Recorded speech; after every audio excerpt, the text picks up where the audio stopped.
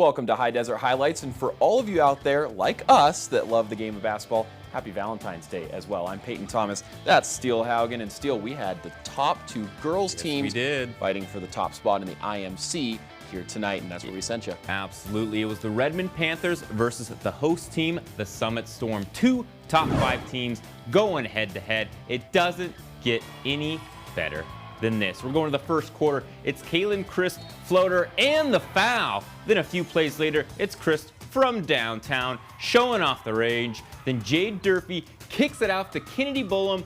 Bang! Second quarter, Mylana Norton gets the hand up, knocks down the triples for the Panthers. Then it's Emerson Williams, offensive rebound, put back. Strong move there, followed by Piper Richwine, assist to Williams in the corner. That's good, and right before the half, it's Freya Snow, bucket plus the foul. This game was tied 17 heading into the third quarter, and that was a great drive there by Christ in the third quarter. Then Dillian Cheney, she finds her range from behind the arc this quarter. Not one, but 2 in a row for the Panthers. This time, Norton finds freshman Bergen Porter for a corner 3. Redmond up 32-27. One last quarter of play, and that's Jade Durfee driving to the hoop. Offensive foul. She fouls out of the game. Head coach Austin Crook does not like the call. He's given a technical foul, and this is really where all the wind went out of the sails for the Storm. The Redmond Panthers outscored Summit 15-6, Peyton, in the fourth quarter, and they win this one 47-33. They're now 15-5 overall, 6-0 in league play. 6-0 in league play, and how about that ability to pull away on the road through some adversity? That was a tight back and forth Sealed the game when they needed to. But man, Redmond has some shooters. That takes us to tonight's 5A scoreboard. Caldera, a huge win. How about that defensive effort, holding Ridgeview to just 24 points, and then Steel Mountain View getting the narrow win at home over Bend. Yeah, absolutely. Some great wins there, and we're getting down to the last little bit of IMC league play.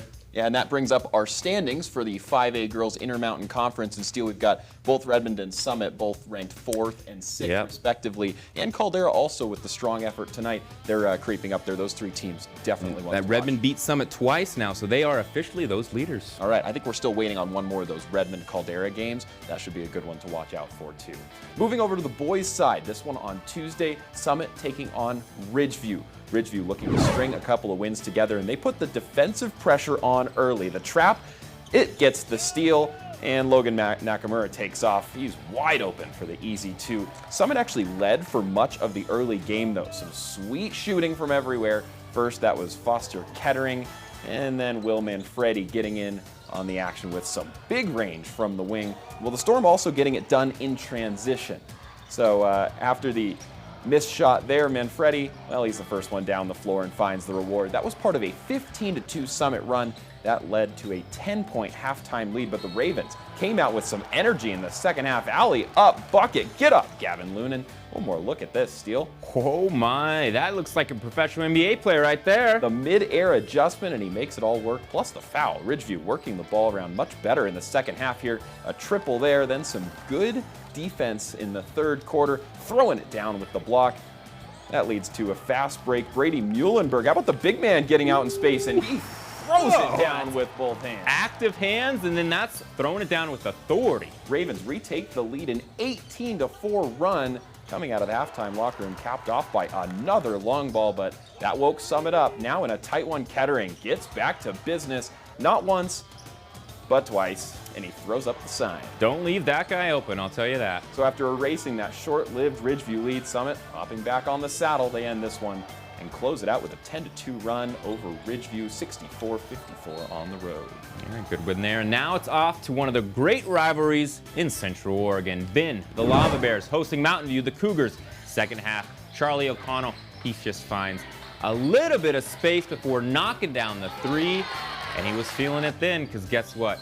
He finds the ball, he gets to the corner, he finds a spot, 2 in a row. Now we're headed to the fourth quarter. Cougars up 59-48. Caleb Unra uses a little bit of body, creates some space, step back, and splash. Nothing but net. Inbounds play this time. That leads to a finish by big man Will Alberts, who just refuses to get anything but a basket. Can't count out these Lava Bears. Spencer Dwidley attacks the rim. It's blocked, but he finds Cash Hattenhauer in the corner for the triple, and the Lava Bears are right in this one.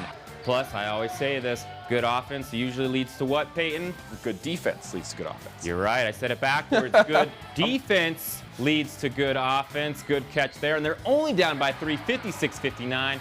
It's just a little too late, though. The Cougars did an excellent job acing their free throws. They stopped the Lava Bear comeback for a 63-60 victory. Now to tonight's action up in Redmond. The Panthers hosting Summit. Highly anticipated matchup to tail out the week. Packed gym. Redmond off to a hot start in this one, getting going. A couple of triples from Jack Snyder. Redmond off to that early lead, and then it's about the ball movement. Panthers go kind of around the horn here, and Drake Cummings, well, he's wide open under the bucket for the 2. Redmond led by 10 or more at a couple of different points. Summit cut it to within 5 going into that halftime locker room in the third. Baseline drive from Kettering. That, too, takes Summit's first lead after they get on a bit of a run, and then it's the strip and steal. Will Manfredi beats everyone down the floor. We go to the fourth quarter in this back and forth game. Redmond apply the pressure, and it pays off. Snyder again, he takes the contact and sinks the bucket. A minute later, back on offense, Snyder looking for options. He finds the drive, kicks back out to Pearson for 3, little hesitation, and he nails it. Final minute, Summit leads by 2, looking to add to it, and this offensive foul opens the door, wide open for Redmond, a chance to tie this ball game. Under a minute to go. They get the look, no good. Summit get to the line and have a chance to extend this to a 2-possession game. Summit ends up missing both of their free throws, so Redmond get one more chance, 10 seconds left to tie or take the lead coming out of this timeout. They'll inbound it from the side and go to Pearson. Pearson decides he wants it. He's going to take it himself. He goes left into the paint.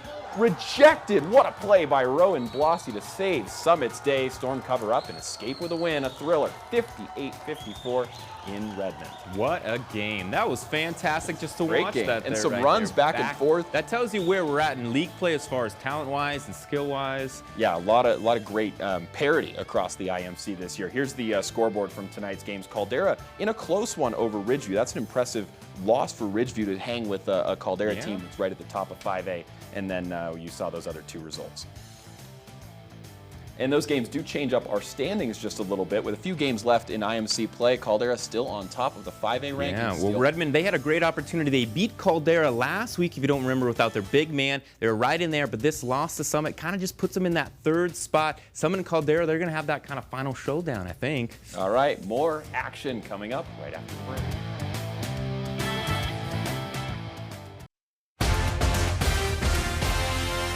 Welcome back to High Desert Highlights. Peyton, we had the 2nd edition of local 2A matchups between Culver and Trinity, who are in league play together this year for the first time. Yeah, this game happened on Wednesday. Steele, you were up in Culver for the 1st edition of this matchup. This time, Trinity got to host, and they looked to take down Culver a little bit like they did a few weeks ago. And spoiler alert, they did even better. Imhoff gets things started with a 3 from the corner. Now, this is the very next possession. That's not the same shot. Are you sure? You think somebody's got to cover him. Nope, Imhoff again. The Saints also forcing a lot of turnovers defensively. That's Austin Imhoff, Andrew's brother, getting a hand in there. And, well, guess who finishes things up? It's brother Andrew again. Steele, I got to say, not much in this first half of this game other than an Andrew Imhoff highlight reel. That looks good there, and a lot of showing off of the 3-point range for sure. Yeah, some other guys do get in on the action. James Newton firing away a triple here. That Trinity offense rolling all night long. They played tough defense too. They roll Culver over 75-33 at home. And we're all kind of wondering, how would Trinity Lutheran go from the 1A classification to the 2A classification? Right. Well, I think we have kind of our answer. A clear right answer here. right there. Of these 8 losses, I think 6 or 7 of them are from bigger 3A to 6A schools. Right. 8-0 in league play. Yeah, Trinity stacked that schedule early in the year with the big schools, and man, now that they're in league play, they're putting it up to the test right there. Moving to 3A action from Monday night in Sister. Speaking of good teams, the Outlaw Boys, they were hosting the 2nd best team in 3A, Pleasant Hill, and the Billies are dangerous, setting the tone early from way outside. Pleasant Hill led for most of this game, but give Sisters credit, they hung right in there. William McDonald with the cut, he finds the 2 inside. Later in transition, Cale Gardner, he works around a defender, eats up the contact and finishes. He had a great night near the basket, a number of good shots inside. A few minutes later, converting the and one. Gardner stays aggressive. He uses the step around the defender for the crafty shot. In the second quarter, Kieran Labart got in on the scoring. Fade away, Jay, about 13 feet. Sisters locked in defensively for the second half of this game, even taking a short lead in the final minute, but it wasn't quite enough. Ultimately, they fall to the Billies 50-46 at home. But this does give us a good idea of where the Outlaws are in this 3A classification. Yeah. Like you said, Pleasant Hill, they're a Right team up there. on the top. Right, and you can see that in our 3A standings. Pleasant Hill 9-0 in league play, ranked number 2 in the 3A ranking, but Sisters right there. I would say maybe underrated at 14. They've played some really good ball this year. In a tough league, too. In a tough league as well. All right, now it's back to Trinity for the girls, who, guess what, also took on Culver this week. And Culver's Denaya Correa starts this game on fire for the Lady Dogs. That's a long 2 jump shot, then a steal. That leads to the bucket on offense for Correa once again, and this time from the opposite corner, it's Correa. And actually, Culver had a lead for most of the first quarter before this happened, Peyton. Ella Prelog buries the triple right before the buzzer. That's a 9-8 lead for the Saints second quarter, right where she left off. Another triple for Prelog. That's Brooklyn Huners also getting a 3-ball action. And guess what? It's Prelog hitting it from wherever, however. I mean, she just did not miss in this first half. Trinity Lutheran, they win this one big, 55-36. And after this week, they're 7-2 in conference play. All right, I'm definitely looking forward to seeing more from both of those Trinity Lutheran teams. Like you said, jumping up to 2A, we talked a bit about the boys. The girls doing a heck of a job as well in 2A, really competing with some of those big Not schools. league leaders, but they're right in there. Right, definitely competitors. Okay, our top play of the week as well as our matchup to look out forward to next week, coming up right after the break. Stay where.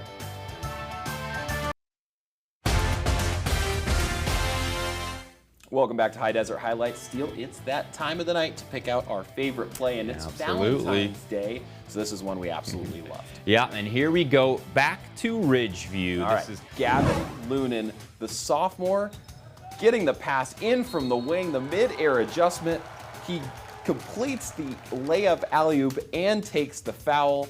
I mean, look at that athleticism right there. And if you don't know, that's the son of head coach Marty Lunan, who played for Redmond High, who actually won a state title with the Panthers, played for the University of Oregon before playing overseas for almost a decade, if not more. And it looks like his son is not far behind when it comes to maybe a little bit of that athletic gene there. Yeah, and Gavin's pretty lanky at only a sophomore. I'm really excited to see what he does for the rest of his time. A lot of potential there. All right, well, finally tonight, we look ahead to a matchup that we already saw once this year, and it didn't disappoint. It was one of the best games of the year. You were there, Steele. It's Summit and Caldera. This time the Wolfpack at home, but just a couple weeks ago, you saw it in Summit's house, and that a 1-point ball game? Yeah, it was. And early on, the Wolfpack took the lead the whole game. They did have their big man, Will Jensen, playing. Summit kind of chipped away. That second half came along. Summit actually had a chance to win the game in the final seconds. Missed a 3-pointer. I mean, this is the type of games we're talking about here. This time the Wolfpack, though, they're at home. And we'll see if they have their big man back. Yeah, I think if they do have Will Jensen, it's definitely a different ball game. We were looking a little bit ahead